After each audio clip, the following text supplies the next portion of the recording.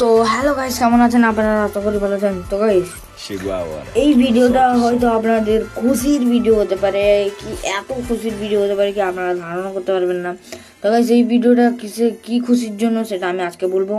তো গাইস, প্রথমত আমি যে কালকে যে ভিডিও পেয়েছিলাম যে রাইস্টার ভাই মতলব ফ্রি ফায়ার কুইট করে দিচ্ছে, তো এবার হয়তো রাইস্টার ভাই আবারও ফ্রি ফায়ার খেলবেন। কেননা আমাদের যে আজু ভাই আছে তিনি একটা এমন কথা বলেছেন, এমন একটা ভিডিও লিক করেছেন।